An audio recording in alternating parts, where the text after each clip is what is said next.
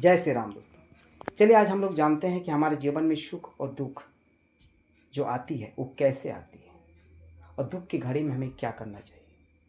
तो दुख और सुख हर इंसान के जीवन में लगा है। ये जो सुख और दुख जो आती है ये हमारा ही कर्मों का लेखा जोखा है। आप जैसा कर्म करते हैं यूनिवर्सल हमें वैसे ही रिटर्न देती है। तो दुख के समय हमें घबराना नहीं चाहिए, क्योंकि दुख के बाद फिर सुख और सुख के बाद फिर दुख।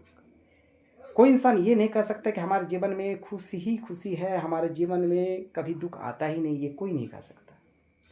यानी कि बीच बीच में दुख आना ये भगवान का परीक्षा है, टेस्ट है। इसे घबराए नहीं, क्योंकि हम लोग बचपन से ही परीक्षा देते आए हैं। आप याद कीजिए, हम लोग जब बचपन में थे तो प्रत्येक साल हमें भी एग्ज़ाम देना पड़ता था। जो बच्चा पढ़ाई को ध्यान में रखते हुए हर कर्म को करते थे उनके लिए परीक्षा बहुत आसान हो जाता था, उन्हें पता ही नहीं चलता था। लेकिन जो बच्चा पढ़ाई को ध्यान में ना रखते हुए हर कर्म को करते थे उनकी परीक्षा बड़ी टफ हो जाती थी। उन्हें डांट सुनना पड़ता था, उन्हें पनिशमेंट मिलता था।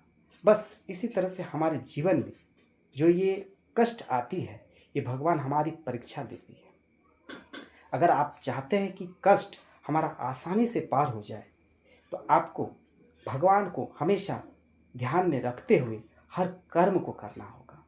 आपका कष्ट आसानी से पार हो जाएगा और आपको पता ही नहीं चलेगा, क्योंकि भगवान राम को भी परीक्षा देना पड़ा है।